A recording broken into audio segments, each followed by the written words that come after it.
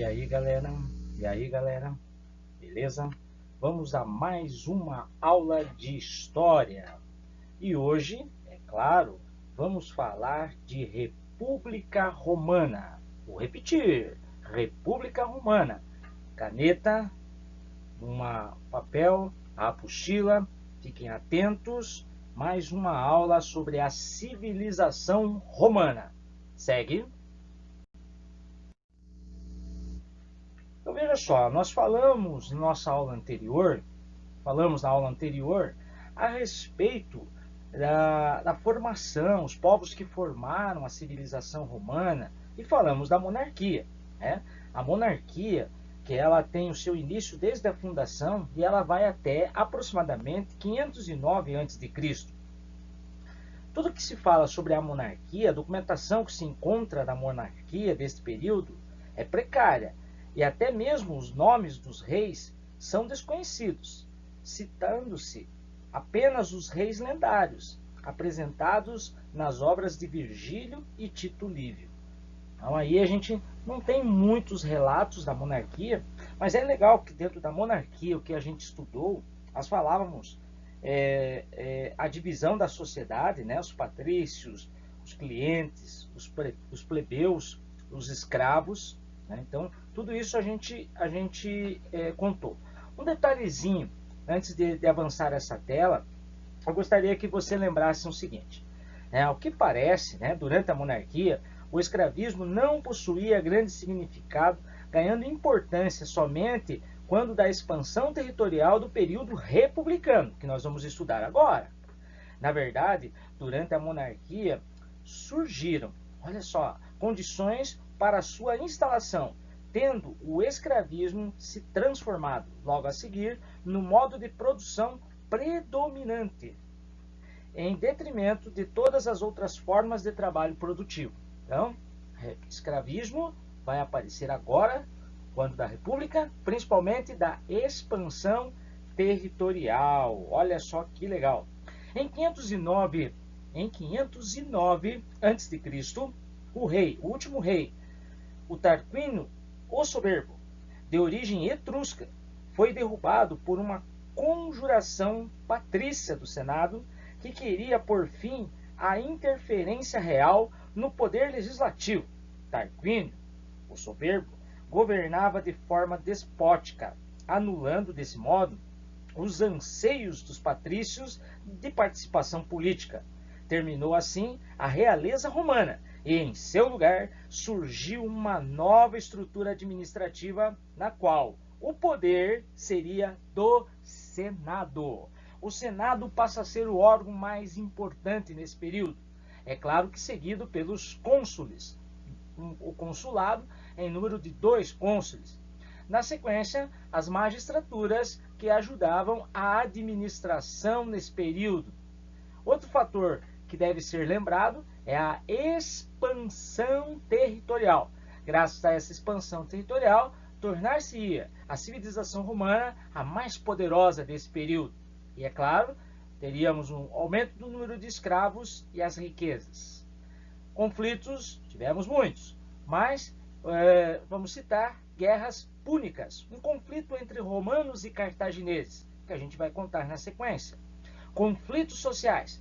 Nessa questão, é um conflito principalmente entre patrícios e plebeus. Lembrando que os patrícios possuíam todos os direitos, já os plebeus não. E aí, vamos encerrar com os triunviratos. Primeiro triunvirato e segundo triunvirato. Diante da expansão territorial, houve a necessidade de administrar melhor, tomar conta do território, e aí veio a participação dos triunviros. Primeiro triunvirato e segundo triunvirato. Segue lá.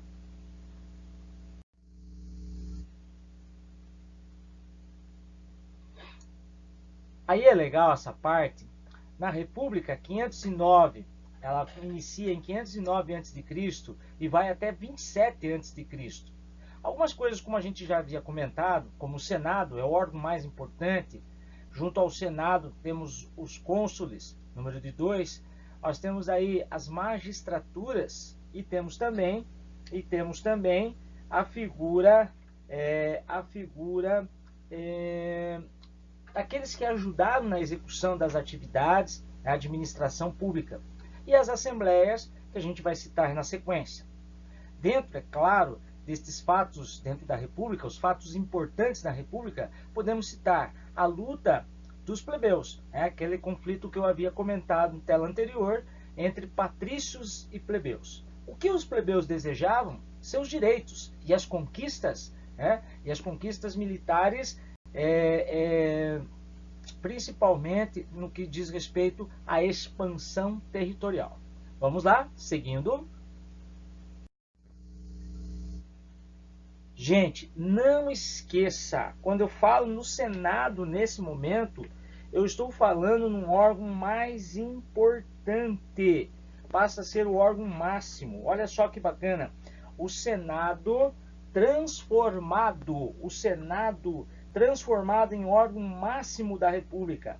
Controlava toda a administração, as finanças, além de decidir pela guerra ou pela paz. Somente os patrícios tinham acesso a esse órgão legislativo. O poder executivo, por sua vez, ficava a cargo das magistraturas. Quem tinha o poder? O Senado, formado pelos patrícios. Beleza? Vamos lá, meus povos e minhas povas. Prestem muita atenção.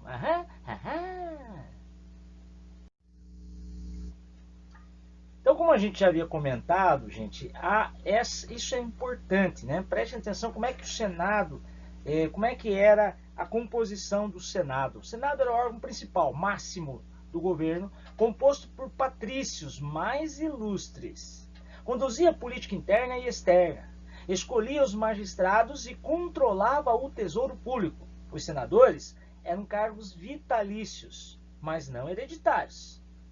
Eram escolhidos entre a elite, entre o grupo, e aí ficava até morrer. Mas não passava, esse cargo não passava de pai para filho. Seguindo. Dentro do Senado, como essa tela está aí colocada, nós temos os magistrados que cuidam do poder executivo, o Senado que cuida do poder legislativo, mas tem poderes centrados. Nós temos uma assembleia tribal e uma assembleia centurial e ainda a assembleia curial. Cada qual tem a sua função.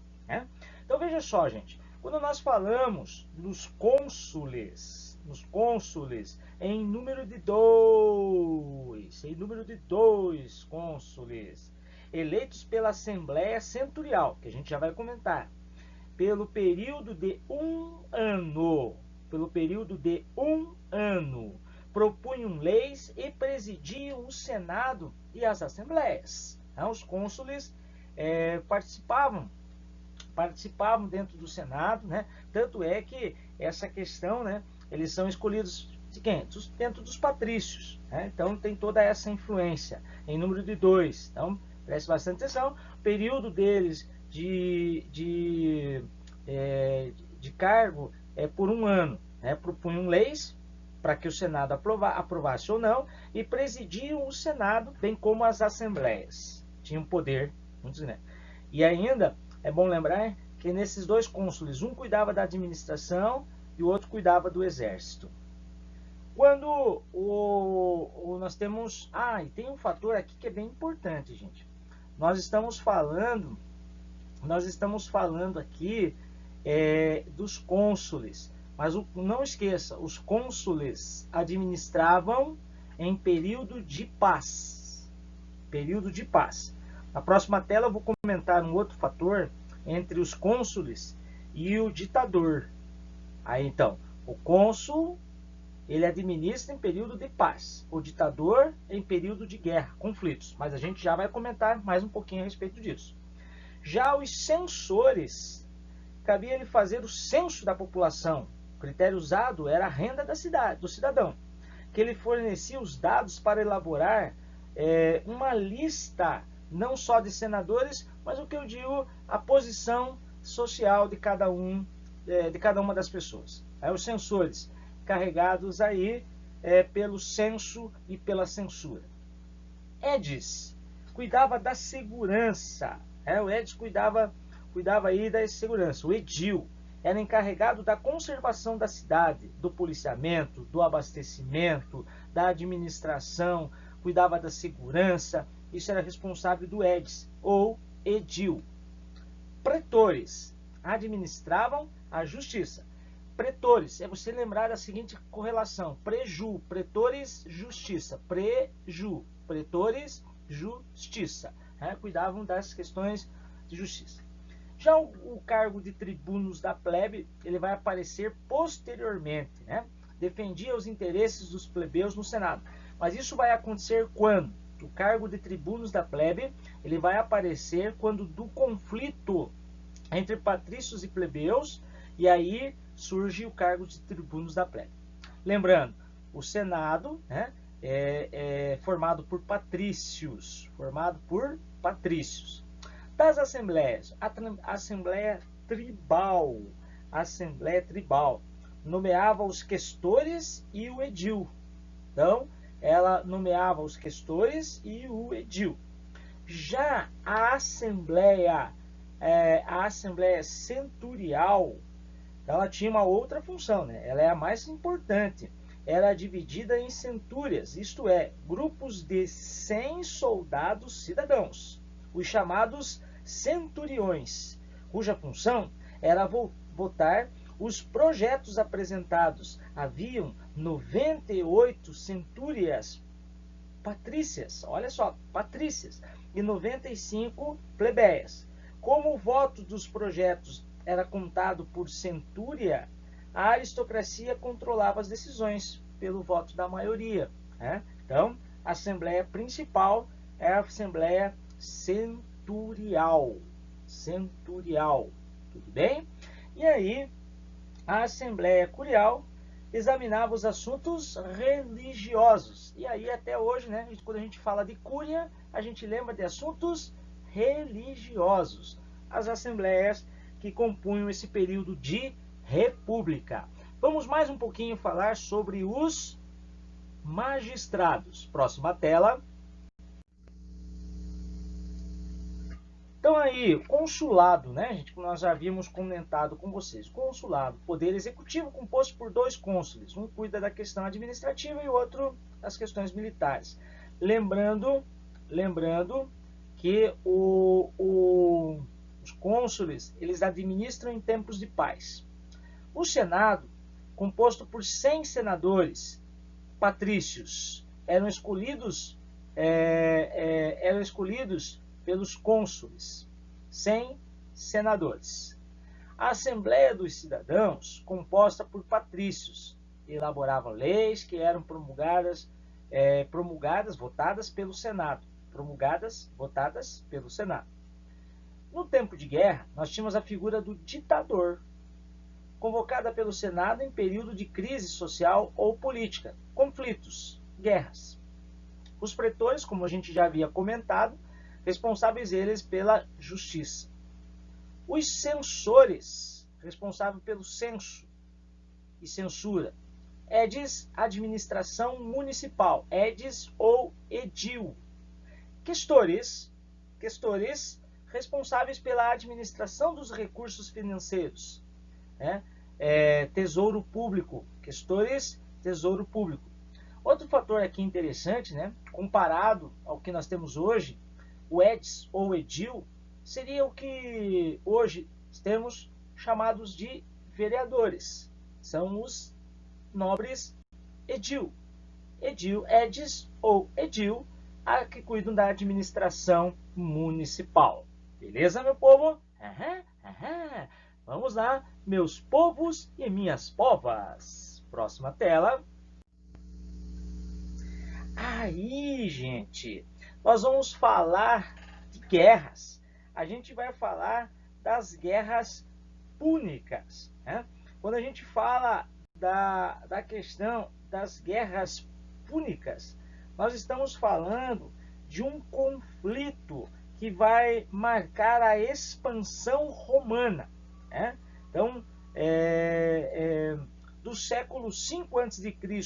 ao século III a.C., Roma empenhou-se em conquistar a Península Itálica. Então, a expansão territorial começa pela Península Itálica, certo? E aí o que acontece? Devido à necessidade de obter gêneros para o abastecimento essencial, bem como de pôr fim às ameaças de invasão de povos da região, em 272 a.C., Roma alcançou o extremo sul, conquistando Tarento, na região da Magna Grécia.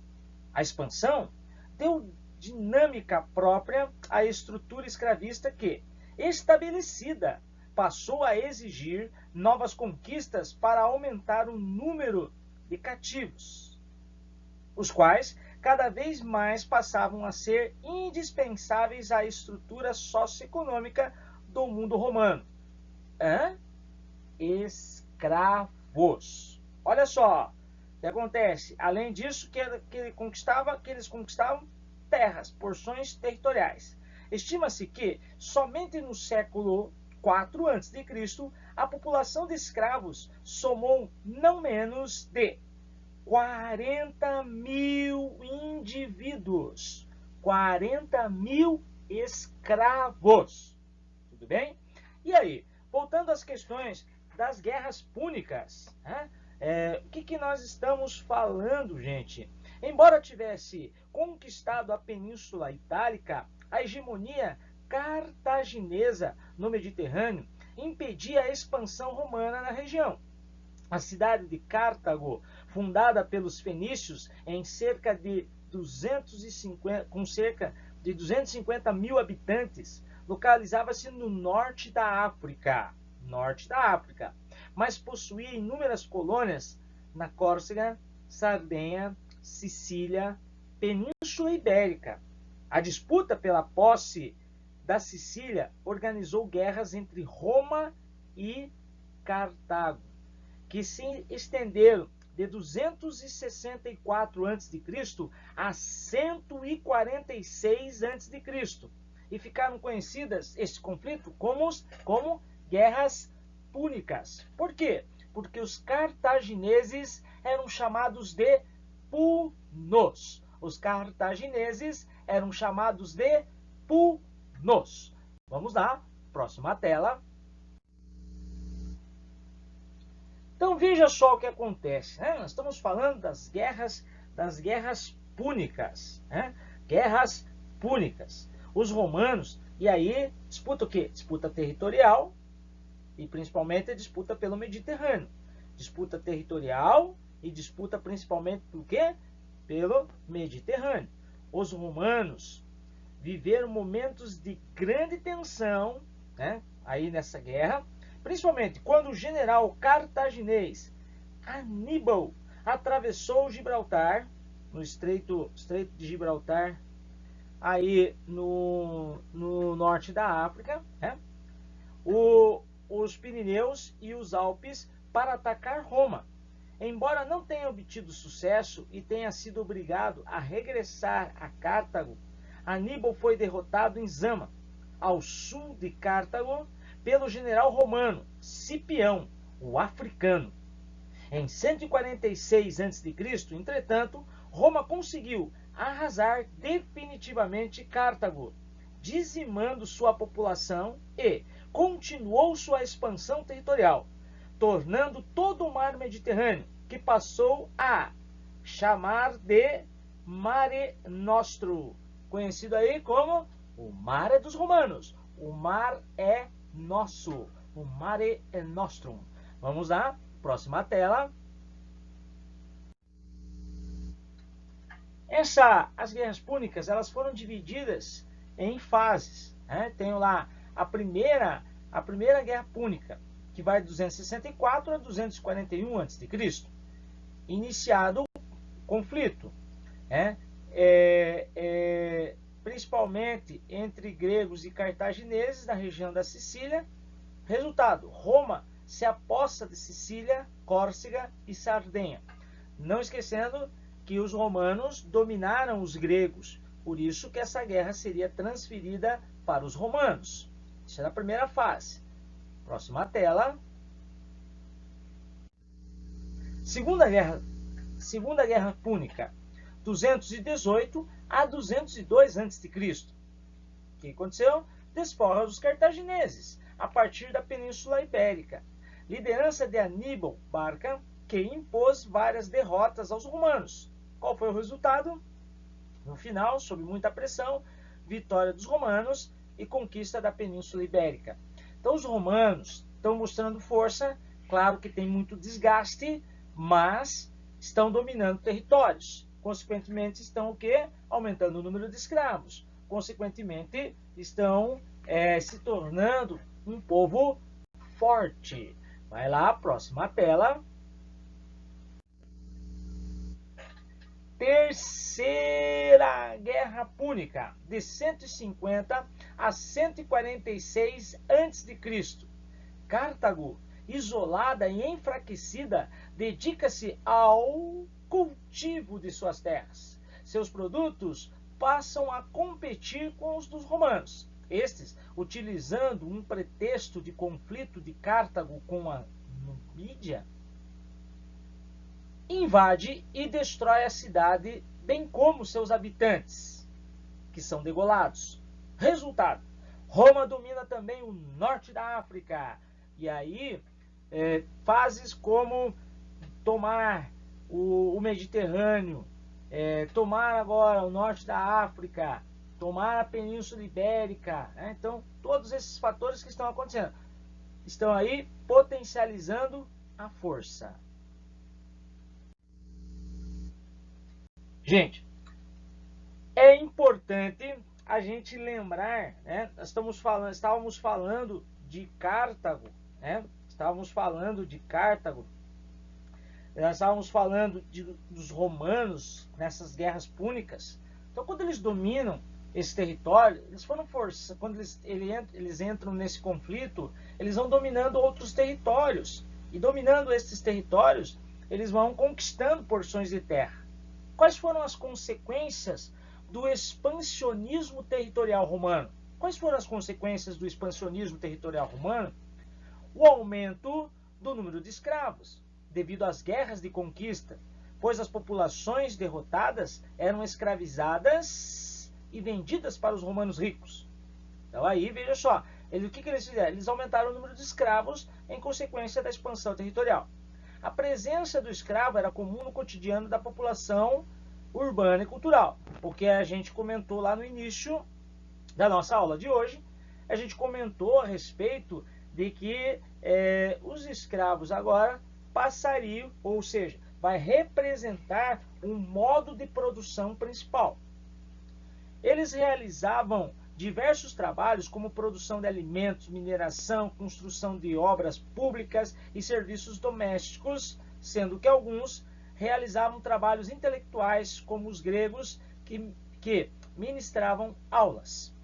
Então veja só, alguns territórios foram de protetorado dos romanos, e aí assimilado às culturas. E assimilando as culturas, o domínio de características, de traços culturais e assim por diante. Outros escravos, outros conquistados territorialmente, foram para os trabalhos, seja ele doméstico, seja ele o trabalho pesado, seja ele na construção civil. As dificuldades dos plebeus. Os pequenos proprietários rurais plebeus que lutavam nas guerras não podiam cultivar suas terras e acabavam endividando-se. E para pagar as dívidas, entregavam suas terras aos patrícios e plebeus enriquecidos. E migravam para as cidades. Olha só, ocorrendo assim a concentração de terras e o êxodo rural. Opa, o que é o êxodo rural? A saída do homem do campo para a cidade. E aí o motivo por conta dessa dificuldade que os plebeus possuíam. E outra, os plebeus não possuem direitos até aqui. Era difícil encontrar trabalho devido à grande quantidade de quem? de escravos. Lembra que eu falei para vocês lá no início da nossa aula que num dado momento, no século IV a.C., a população de escravos somou não menos de 40 mil indivíduos, 40 mil escravos. Então aí teria problema a própria produção. Próxima tela. Chega num dado momento, gente, que a gente percebe um conflito, um conflito entre patrícios e plebeus, lembrando que os plebeus não possuíam direitos, eles não podiam fazer parte do Senado, eles não tinham cargos dentro das magistraturas, eles não podiam ser cônsules e assim por diante. Então veja só o que acontece. Em 494 a.C., os plebeus, em sinal de protesto, retiraram-se para um monte sagrado, saíram, protesto, exigindo representação política. Como a sua participação na economia e no exército de Roma era de extrema importância, os patrícios concordaram em atender os plebeus, que ganharam representação através do quê? Através de alguns direitos que foram dados a eles. Então, qual foi a primeira conquista nesse conflito entre patrícios e plebeus? A primeira conquista, gente, foi o cargo de tribunos da plebe. A primeira conquista foi o cargo de tribunos da plebe. O que é o cargo de tribunos da plebe? O cargo de representatividade. O cargo de representatividade dos plebeus. Quem vai representar os plebeus junto ao Senado? Os tribunos da plebe. Diante dessa situação, então, eles reivindicaram leis. Tendo o cargo de tribunos da plebe, agora eles podem ter leis. Então aí, o que acontece? Quais foram as leis aprovadas? A lei Canuleia, a lei Licínia, a lei Hortência e a lei Ougúnia. O que dizia a lei Canuleia? A lei Canuleia permitia o canuleia, casamento entre patrícios e plebeu. Já a lei Licínia concedia ao plebeu o direito de chegarem ao cargo de cônsul. Chegar ao cargo de cônsul.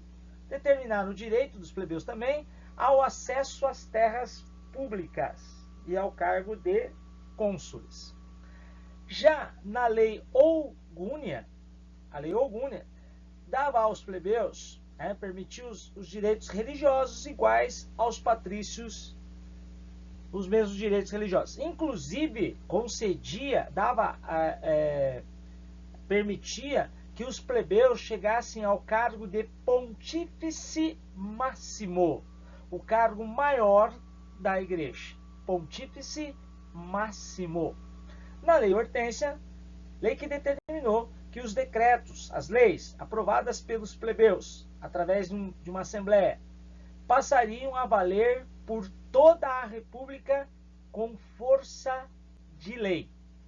Então aí, os plebeus agora ganham um certo privilégio. É bom lembrar que os plebeus, nesse momento que nós estamos comentando, eles puderam participar de alguns cargos públicos. Perceba que dentro destas leis aprovadas, por conta dos tribunos da plebe, o que eles não conquistaram foi o quê? Foi o Senado. Não foi conquistado o Senado, porém amenizou as questões que eles obtiveram. Vamos seguindo, beleza?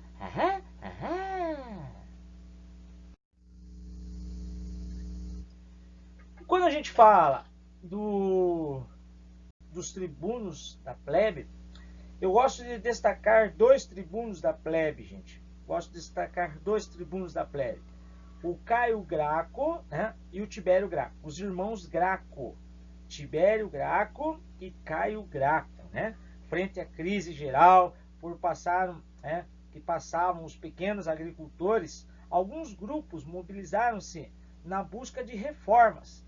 Destacaram-se, quem que a gente vai destacar? Os dois tribunos da plebe, Tibério Graco e Caio Graco. Tibério e Caio Graco.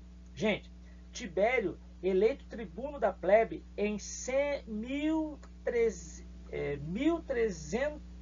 Não, desculpe. Tibério, eleito tribuno da plebe em 133 a.C.